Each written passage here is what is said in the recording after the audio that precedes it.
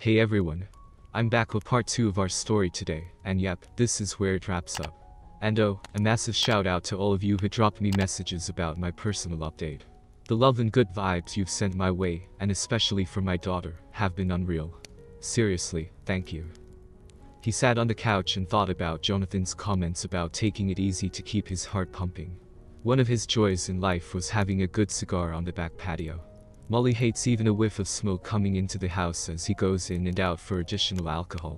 He thought she's doing what she wants. I'll do what I want. With that in mind, he dusted off the humidor that hadn't been opened in 5 months. His choice was a Liga Privata number 9, at 7 inches long. It should last an hour. As he sat on the couch, he lit up a cigar that was at the top of Molly's thou shalt not list. Yeah, smoking is bad for your health, so is having your wife fuck somebody else. A one-finger pour of his favorite single malt scotch wouldn't hurt anything either. He turned on the Fox Sports Center and stepped away from the shitstorm around him. It was a relaxing 65 minutes as his cigar stub was smoldering in the ashtray as Molly came in the door. What the hell? Was her first reaction to the earthy smell of one of mankind's best smokes. Brad, you shouldn't be smoking. Yeah, and you shouldn't be fucking some asshole. This is going to ruin the drapes and the carpeting. You can't get the smoke smell out. This will never be the same, it has to be torn out and thrown away. Callously he said, you know Molly, there is some real symbolism here. Smoke ruined the carpet so we throw it away. You ruined our marriage so maybe we should throw it away, too. Knowing she would be rejected, she couldn't run and hug her husband. His point was valid, and she had no one to blame but herself. She was at a loss for words to combat his attack. Instead, she walked to the couch and sat down, not next to him but on the same couch. That's as close as he would let her be to him.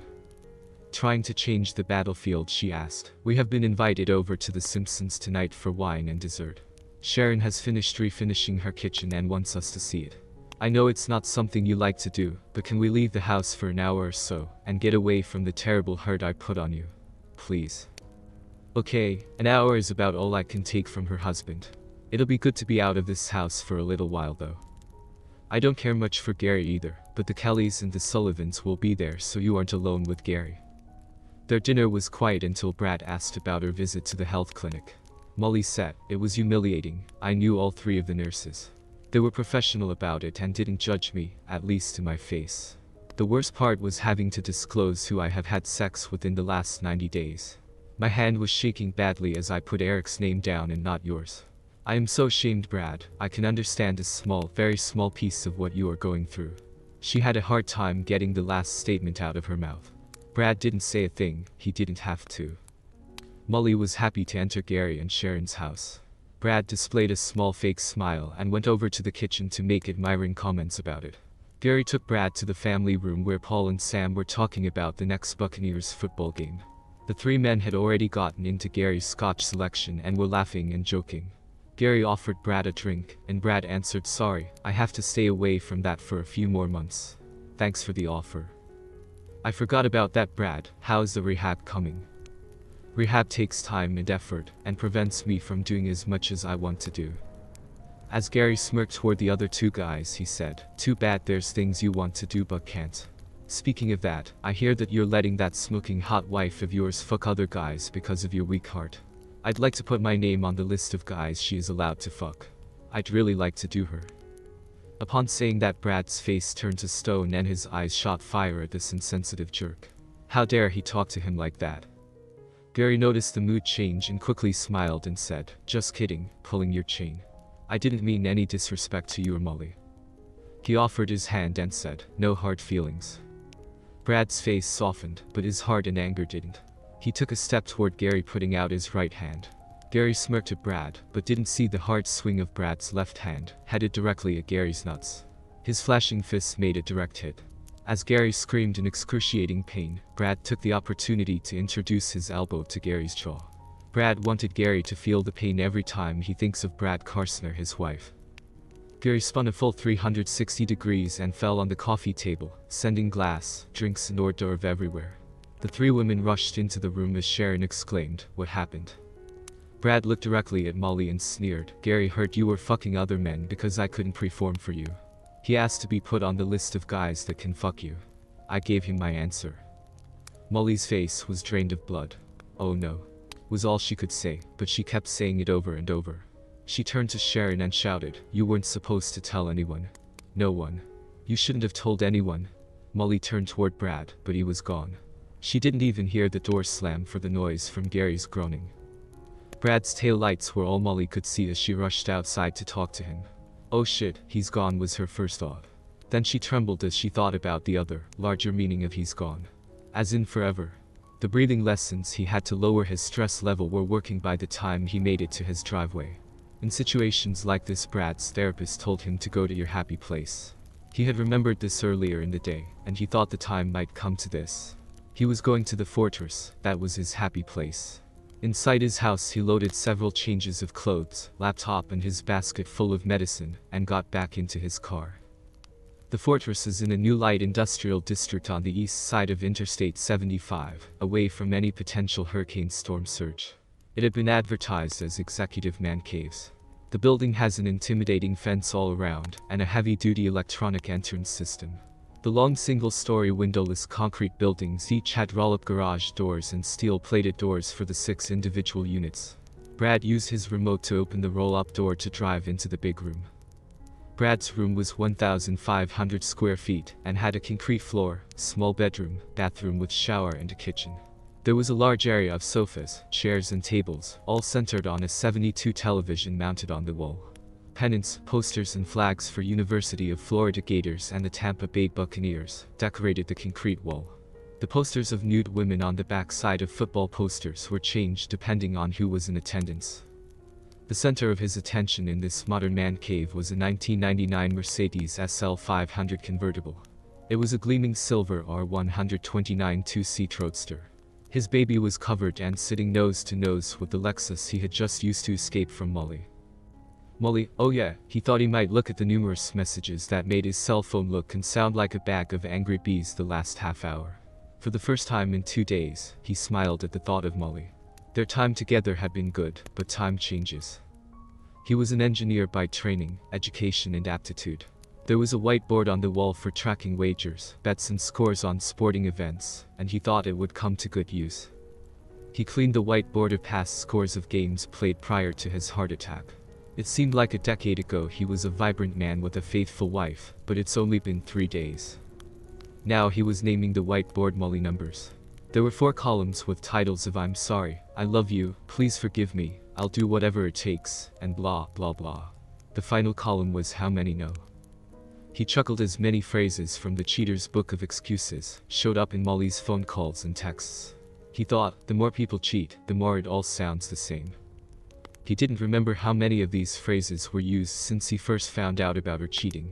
So he started the count with this evening's fiasco. "I'm sorry" was 9, "I love you" was 15, "Please forgive me" 8, "Whatever it takes" 12, blah blah blah 1. The "how many know" column was an increasing number starting with 2, Eric and Molly. Next 3 children and their spouses made the number 7. 3 of Carrie's friends and the hospital nurses created 13. Finally, the 3 couples from this night rang the total up to 19 that he knew of. How many more are there? He was glad that Molly was so discreet in her fucking the world's greatest lover.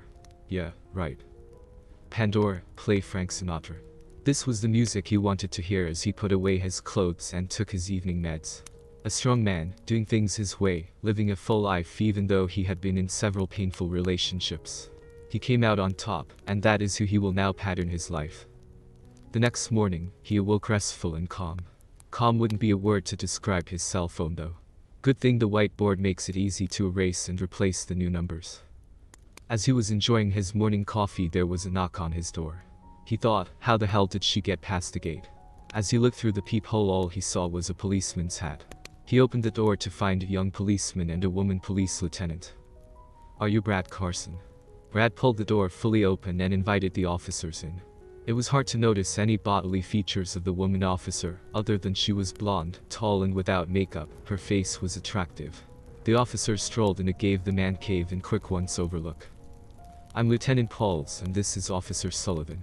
Last night your wife called the police station and wanted to have a silver alert posted for you. Her thought was you had another heart attack while driving and couldn't come home. We don't post one of those Amber Alert or Silver Alerts without doing some investigation. After questioning her, we thought you might be here. Now then, Mr. Carson, how are you feeling? Do you need any medical assistance? Brad chuckled and said, I'm suffering heartbreak, not a heart attack. My wife was having an affair while I was recuperating from a heart attack 4 months ago. I needed to get out of the house and reduce my stress. Thank you for checking on me though. Lieutenant Pauls replied, no problem, just doing our job. As she turned to leave, she said, oh my gosh. Is that a roadster? I just love that car. What year is it? 1999 with only 92,000 miles on it. It's beautiful. The car isn't even half broken yet. Can I sit in it? Brad got to notice her graceful athleticism by the way she slid into the car. Her eyes were sparkling, and her smile revealed her happiness as she gripped the wheel. After running her hand over the dash, she sighed and got out of the Mercedes. Thank you for the treat of touching your car. It was fun. As she stepped directly in front of him, she handed him her card and said, call me if you need anything, and I'm glad you were not in distress. From the way she acted, Brad knew he was going to need that card very soon. He texted Molly, you didn't tell me what you were doing for 4 months. Why should I tell you what I am doing for one night? He made an appointment with his attorney for mid-morning, giving him time to do corrective measures at the bank and investment companies after that. Brad was calm and measured as he told his tale of woe to his attorney Joe Smith. Joe and Brad had been friends and golf partners for years. After exposing his open wounds, Brad asked, is getting a divorce as bad on my financials as it is on my heart? It's a good thing you've had excellent legal advice over the last 15 years, he said with a smirk. Unbeknownst to us at the time, what we did earlier is going to protect you, my friend. Remember that after the bad car wreck you were in, we put all your assets, except your house, in a trust. It scared all of us that if something happened to you, the sole shareholder, the company would suffer at the hands of the taxman. I even had Molly sign an affidavit assigning any interest in your company to the trust. Now the same goes for a divorce. Of course we need to make some changes to the trust. You'll still be the trustee, but we'll change the name of the beneficiary from Molly to you. We won't mention her in the trust. Son Jonathan will be your co-trustee with powers only after your demise. Next, we will change your will to how you want the trust assets divided. As you said, it will be 1/3 to Jonathan, 1/3 to Matthew, and 1/3 to trust for the children of Carrie, until they are 25 years old. Education expenses will be covered from age 18 onward. How do you want to handle Molly? Your house isn't in the trust, and I don't know how you want that treated. You will, of course, probably need to pay some marital support to Molly for a few years. What are your thoughts? Brad replied, I've got the house taken care of. I did fund a self-directed IRA to the max every year for her retirement. How much do you think I will need to pay in marital support? I don't know, we'll just have to see what Molly and the judge think. Now then, we need to do some strategic planning. I suppose you are going to start closing and transferring checking, savings and credit cards today. Also, we need to get the amended trust and will documents typed up and signed prior to your filing for divorce. We need to do these things in the right order to grease the path to settlement. It was very fortuitous for us to have done that trust several years ago. You're in a good place financially. I'm sorry your marriage didn't turn out as well. After taking care of closings and transfers, he stopped by the grocery store for needed supplies for his man cave, now home. Since it was a beautiful fall day, he raised the roll-up garage door to freshen the air inside. He was looking forward to this weekend. There are 6 buildings in the fortress, and the tailgate parties there are always fun. Gas grills are rolled out in the driveways, and water tanks are filled with ice and beer. Almost all the other man cave owners would have their school flags out on Saturday and NFL flags on Sunday. Sec rivalry games were the best times as fans were extremely loyal and in this setting very jovial. He knew he wouldn't be lonely as his life transitioned. He was looking forward to spending more time in his SL 500, that was an eye-catcher for sure. With eyes rolling, he saw how many more texts and calls appeared on his cell phone. No matter the source, almost all correspondence topics were in the same 4 columns on his whiteboard, and he didn't see the need to answer. One text was different. It was from Carrie, begging him to please call her. Yielding to Carrie's request, he called her, hoping the call would go to voicemail. No such luck, as Carrie answered, "Hello, Daddy." After greeting her, Carrie started in on him. "Dad, you have to call Mom. She is beside herself in grief, anger and regret. She's afraid someone will find you dead from another heart attack. Can you call her, please?" Brad thought, I guess I'll record this under the column of blah, blah, blah. Okay Carrie, what shall I say? Molly, I'm sorry you were worried about me. You weren't worried about me enough to stay out of that asshole's bed for 4 months. Why worry now when I am getting better? Is that what you want me to say, Carrie? Come on, Dad, she made a mistake. Can you forgive her and get back together? So, she had some fun with another guy. You're a big enough man to shrug that off. The chances I shrug off a passionate moment are very slim. However, she screwed this guy over 40 times at his officer house. That is not an in-the-moment event. She drove an hour to get to his place so he could fuck her. That's premeditated. That shows total disrespect and lack of any concern for me. Would you lie to your brothers and start this entire cuckolding fiasco? Why would you do such a disrespectful thing to your father? I'm so disappointed in you. You've really stabbed me in the back at the worst time in my life. My doctor tells me not to become stressed, and just talking to you puts me way over the red line. Click was the last thing she heard from her father. She wondered lasting for now or forever. Now she started to cry. Pandora, play Frank Sinatra. Brad spent the next couple of hours cleaning and dusting his SL 500. While his man cave was closed up tight, the car still got dusty. Besides, it gave him something to do and something pleasant to think about. Saturday was just what Brad needed to decompress. He called a couple of his buddies to come to his unit at the Fortress for the Gator football game, steaks on his grill and beer in the ice tank. Of course, all 5 guys showed up. Brad was buying after all. Other unit owners stopped by to talk to Brad and or his buddies, as this was a very social event. Many of them knew about his heart attack, and were glad to see him out and about. After 6 hours of talking, laughing and shouting, Brad was wiped out. His buddies were headed out to dinner, but Brad begged off, laid down by himself on the couch for the post-game show and fell asleep. 3 hours later he got up and went to bed. Brad didn't invite anyone to the Tampa Bay Buccaneers football game on Sunday. It was his day to walk to the other units and enjoy their hospitality. Just like Saturday, he had to watch what he ate or drank, rather watch what he couldn't eat or drink. Still, it was an enjoyable day. It appeared to him that his social life wouldn't suffer too bad with the dismissal of his wife. At the end of the day, he was surprised that he didn't miss Molly at all. When she was at his unit for a game, she was also worried about the food, drinks, what she was wearing, who she was talking to, and where's Brad. She would suck the fun out of a pleasant afternoon of camaraderie and good times. Monday was a big day as he met with Joe Smith to finalize the legal documents for a divorce. It was a sad time for him because he couldn't get over the way he was cuckolded by the woman he had loved for so long. It was time to call it quits. Instead of answering any of the 100 texts, emails or phone calls from Molly, Brad texted her saying, "Can we meet at the house Tuesday at 1 p.m? Brad. Almost immediately Molly responded, "Of course, I've missed you so much. It will be great to see you again. Can you arrive at noon so we can have lunch?" "Sorry, I can't make it then. If you change your mind, Brad, you can stop by our house anytime that day." Even though Brad's text was cryptic, Molly hoped that this would be the start of their reconciliation. She wondered what dress to wear, not slutty or provocative, but alluring, welcoming him to her and their marital bed. Not for sex at this time, but for the intimacy of being together. Getting Brad back into their home would take a lot of negotiation and compromise. She thought that both of them needed to compromise and respect each other's feelings. She knew that however he had acted the past week or so, Brad still loved her and wanted her to remain as his wife. At 1:01 p.m. on Tuesday, Brad rang the doorbell at their house. It was quickly opened by Molly, who had been standing inside the door since 12:45. Molly tried to hug her husband, but he diplomatically sidestepped her on his way to the family room. She happily placed a letter from the health department, stating that she didn't have any sexually transmitted diseases on the table for Brad's review. "I know it's a small consolation to you, but I wanted you to know I am clean."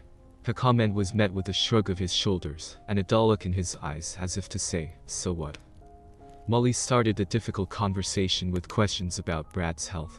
She was surprised when he told her about the tailgate parties he had attended over the weekend. "I hope you didn't overexert yourself, Brad.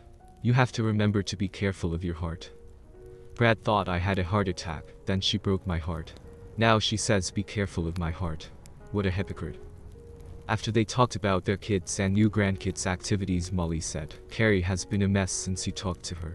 She was only looking out for both of us because she loves us both. She thought my taking that therapy was appropriate." Well, her okay was way beyond what I thought was acceptable. In addition to her disgusting advice about fucking some asshole, Both the boys thought your adulterous adventure was absolutely the wrong thing to do. Wrong in so many ways. I wonder how many other people now consider me the town cuckolded wimp. What stories are being told at the bars? Filthy gossip at my expense spread by my daughter. I can't believe she would do that to me. I'm really sorry you found out about this and how the story got spread. We tried very hard to be discreet so no one would know or even think we were together. Brad snarled, so I take it that if I hadn't found out about your cheating from the phone call, you would still be getting ass fucked by that asshole.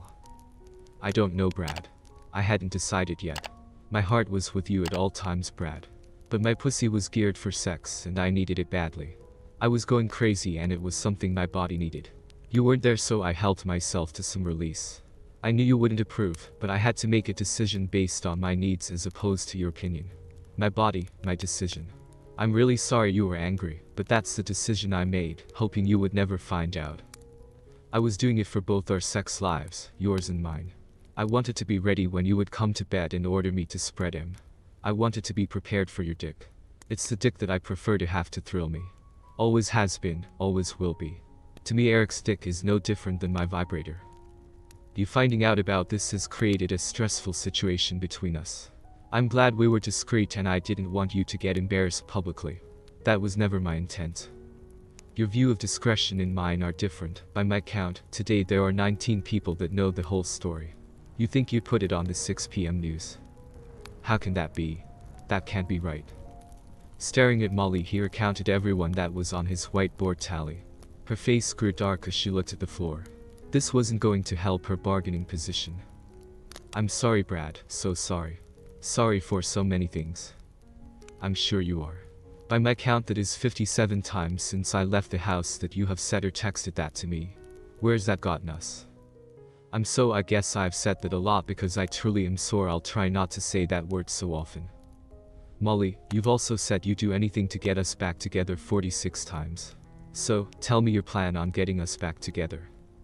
My main goal, Brad, is to grow old with you being the only and main man in my life. You're a wonderful man, great father, and I want us to enjoy our grandchildren together. Knowing you like I do, you've researched what our options are. I've tried to put together several options for your approval. The option you want to hear is my kicking Eric in the nuts and never seeing him again. Under normal circumstances, that is the best option for a reconciliation. I'm willing to give you that promise, but I don't realistically feel I can remain faithful to you while you are incapacitated. That's hard for me to say to you, but I want to be honest with you. Once you're cleared for sex, I can guarantee you, I'll be faithful to you. Eric and all other men are no longer attractive to me. As I have told you, Eric is a temporary fill-in for the best lover in my life. Your treatment of me in the bedroom has made an nymphomaniac out of me. I just love having sex with you, but you are temporarily out of commission. I have every reason to think you'll be ready to thrill me to the moon in just a few months. In the meantime, I propose a phase out of Eric. I need to have sex twice a week. That's 2 hours out of the 168 hours in a week, or 1.1% of a week. That's not much in the grand scheme of things. The other 98.9% of the week I am being your loving and grateful wife. You'll never even know that I've had sex with Eric, just like you didn't know I was having sex with him over the past 4 months. You got along fine then, didn't you? See, that's not so difficult. As your penis is resurrected and fully functional, the dynamics change. When you can have sex once a week, I take a day away from Eric. When we can make love twice a week, there is no need for Eric to be around. You'd go back to being my main and only man. My last and least favorite option is for us to get a divorce. Least favorite because I'll no longer be able to have you make spectacular love to me. I'll really miss you and how you treat me as a wife and lover. The other downside is the financial aspects of a divorce. You've worked your ass off and sacrificed so much for me and the kids. It'd be a shame to have me take half of your company away from you. I'd have to do that to maintain my lifestyle. I'd get to keep my dream home and you'd have to leave. Even though I'd have the house, you have the option of stopping by and making love to me whenever you like. Plus, I'm sure you'd have to pay some form of marital support each month. I'm sure the lawyers would work that out. The end premise of each option is that I love you and want to stay with you. I feel we can work this out with both of us giving a little to make the other happy. Brad, I'm sure you'll want to make some modifications and I'm willing to change to make our marriage work. You can think this over and we can talk about it now. We can take our time because this is important to both of us. As soon as she had said the last words, Brad replied, "So this is what constitutes and I'll do anything to make our marriage work. It appears to me that you'll just keep screwing that motherfucker until you decide to quit." Forcefully, Molly said, "I absolutely hate that MF word. Rude, crude and beneath you to talk like that." Almost shouting, "He is a motherfucker, he fucked the mother of my children. That makes him a motherfucker. So shut the fuck up with your moral indignity about my language, you hypocrite. How can you judge me about the words coming out of my mouth, as we discuss the ramifications of that asshole's cock coming in your mouth?" Molly blanched at his heated comments. He was right and she knew it, but she couldn't acknowledge that to him. "I can tell that you have been receiving some legal advice. Since I reviewed this with Joe, who we have had worked with for years, you had to go elsewhere." Yes, Eric's brother is a lawyer, and he gave advice on how divorces are usually settled. He was most helpful. Doesn't that take the cake? You fuck for free physical therapy, and now you fuck for legal work. You really are becoming a whore. Did the sleazebag lawyer hold the camera while you two fucked, so you could remember your tender moments after I get my virility back? Don't talk like that, Brad. I'm trying to put us back together. Please, let's calmly try to fix this. Just for conversation, can you tell me what you were thinking about our reconciliation? Not any of this crap you are thinking about subjecting me to. I don't know how much cock-sucking you did to come up with this legal opinion, but I think you got the better of the deal. Okay, Molly, I'm afraid you need a history lesson. Remember 3 years ago when I was in that car crash? Right after that, Joe recommended that we put all my assets, except the house, in a trust. I was a trustee and you were listed as the beneficiary. Well, that has been changed. I am now both the trustee and the beneficiary. You are not listed anywhere in the trust. It's very fitting as I have lost all trust in you. I now totally control the trust and it's impregnable from your position. I also redid my will to delineate how I want the trust dispersed. 1/3 to each Jonathan and Matthew. Carrie's children get 1/3 at age 25, with Jonathan being executor. Since I couldn't recognize the slut that you have become, you are no longer recognized in my will. The blood ran out of her face, and her hands became clammy. She was speechless. Let's talk about your dream house. A house I didn't need or want, but you sure did. 2 years ago, you were hassling me about you buying a Lamborghini convertible. You made a big push for that, including withholding sex from me as a punishment. Remember? I sure as hell didn't want to buy you a very expensive Lamborghini for any reason, let alone one just to show off to your friends. Your dream house was paid in full, so I arranged to refinance the house. You and I, signed a mortgage for $900,000 on a $1,200,000 house. You took your $450,000, bought a Lamborghini, artwork for the house, and spent a month in Tuscany with your friends. Which brings about a new question. It appears you couldn't wait 2 weeks after my heart attack to start fucking somebody else. So, the new question is, how many Italians did you fuck while you were in Tuscany? This slapped Molly directly in the chops. She couldn't even grunt a reply. She just hung her head. We had to trade off the Lamborghini because you had no clue on how to drive that high-energy car. Fender benders on a Lamborghini are way more expensive than on the Lexus I drive. After a combination of constant expensive car repair, higher insurance rates and speeding tickets, I convinced you to trade that in for a Mercedes sedan, at a loss of over $100,000. You still have the artwork in the house. That's yours. I don't want any of it. You never did tell me what a villa in Tuscany costs for a month. Anyway, your share of the house refinance is now in your driveway and on the walls, but you still owe the $450,000. I took my $450,000 to buy my unit at the Fortress, and invested the balance. Which, as of today, has almost doubled in value. That also isn't available for your attorney to grab. You can have the house and get to stay in it, as long as you make the payments. Good luck with that. Now if you want to own all of the house instead of only half, I'll give you my half if you sign these documents within the week.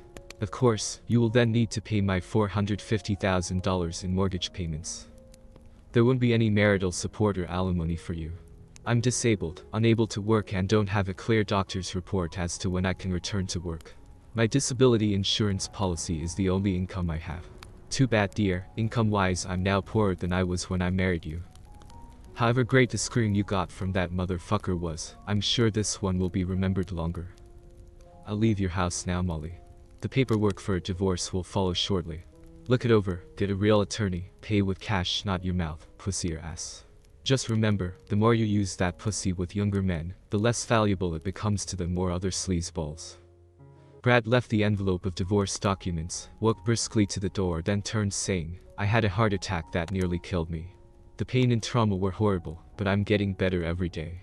That was nothing compared to your breaking my heart. Something I will never recover from, but I am damn sure going to try." As he walked to his car, he thought what a difference a week makes. It seems like it was years ago, but it only took 8 days to totally upend my entire family. Court-ordered mediation was Molly's last hope for reconciliation. Brad used the sessions to remove the hate in his heart and calm his soul. He didn't want to have another heart attack. There was too much to do with the best part of his life coming up. He had a very hard time wanting to see Molly ever again. Brad and Carrie never fully repaired their relationship. Brad left his will in place and didn't change any beneficiaries. Epilogue. Molly's lame attorney tried to blast through the trust, but he was woefully unknowledgeable about complicated asset protection methods. She contacted another well-known firm, and they told her what Brad had offered was probably as best as she could expect. The fact that he made all these legal moves years before the divorce was proof that he was acting in good faith at the time. Molly took Brad up on his offer for his half of the house value and debt, then quickly sold the house. She has a small apartment in a safe neighborhood. Brad used a moving team to remove his items from the house, with most of the items going into storage or the fortress. He thought he would wait until after the divorce to find an apartment or smaller house. He started going into the office for an hour or two a day, but he declined any wages. The investments that he had in his name only provided him the cash he needed, but that didn't count as income. Well, there, Laura Miller, his human resources director, was called to his office. As they were cleaning out his belongings from his former house, he found an interesting file folder. In it, he found a monthly report from the company's health insurance provider. Plus, the booklet Sex and the Physical Therapist was in the folder. This report displayed that Eric Adams had sent in a health insurance payment request to their company health insurance company for a $100 a day treatment on Molly for every workday of the week for 5 months. That's $2,000 per month his company was paying Eric to fuck his wife. Brad had learned to modify his behavior the past few months. This time, instead of screaming, out came a diabolical laugh. At most, Molly only was there 8 days a month. It was time to toast Eric's balls. Laura was to gather and review all the medical billings on he and Molly for the past 5 months. Eric must have figured that the medical bills from Brad's heart attack would swamp the medical insurance reporting so much that his $100 per fuck billing would go unnoticed. Laura was appalled at the obvious medical insurance fraud that Eric had inflicted on their company. Brad instructed her to have the health insurance company's representative scan this over. The representative was really pissed off after reviewing their documentation. She said their protocol was to first contact Eric Adams and ask him to explain and prove his billings were accurate. If proven wrong, he was to pay them back the $10,000 for 5 months of treatments. If they don't receive payment, they will sue. Either way, he'll be banned from health insurance participation by all the reputable companies. Brad had his attorney Joe Smith contact the Florida Board of Medicine and ask them to review the booklet Sex and the Therapist in relation to Eric Adams having sex over 40 times with Molly Carson.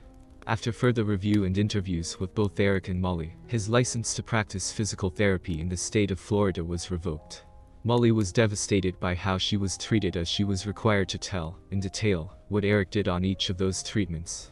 She thought the men on the board were leering at her, while the women looked at her with disgust.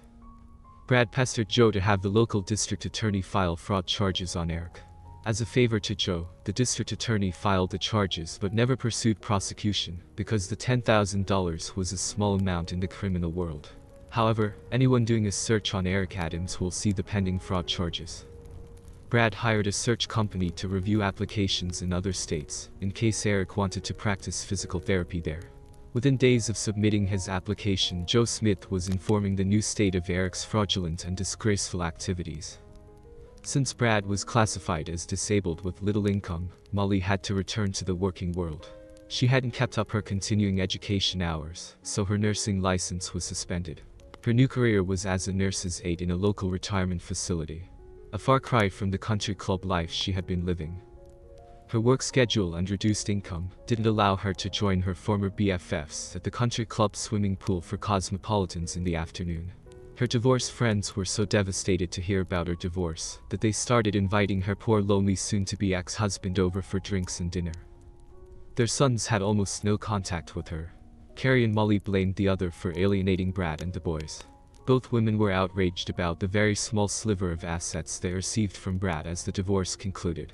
Brad laughed at Carrie's threat to withhold grandkid contact from him.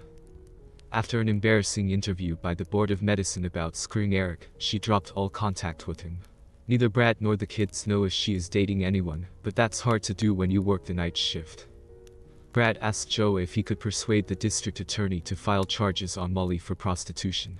After all, she received a $100 treatment in exchange for sex. Goods and/or services in return for sex is the definition of prostitution, but Joe doubted it would stick. Brad didn't care. At least the police came to her apartment to investigate the humiliating charges. After the divorce was finalized, Brad also was the target of a police investigation. After a Sunday afternoon ride in his SL 500 with Lieutenant Pauls, now known as Shelley, the investigation started. It wasn't unusual for Brad to be pushed spread eagle against the wall in his man cave, as Shelley did a complete pat-down for anything dangerous. No body cavity search, but strip searches were common. There were times that Brad found himself handcuffed to his bed with a nude police officer rubbing her pussy on his face, saying, "Come on, open up." Brad is back to full enjoyment of life. Numerous friends and acquaintances are always hooking him up with their sisters, neighbors, friends and co-workers. For over 30 years he thought that Molly was the one and only woman for him. He found out that was not the case. He was enjoying the task of interviewing for a new one and only woman for him. This is the end of our story. Yes, I hope that Brad finds the woman of his dreams and does it very soon. It's amazing how lucky he got, and how it just happened that he managed to save all his assets in advance. I think his wife, now ex-wife, absolutely deserved everything that happened to her. As for us, we're just waiting for Brad to tell us about what happens in his future with his new woman. I hope that there are still good women left in this world. What do you think? Did you like this story or not? Please write in the comments.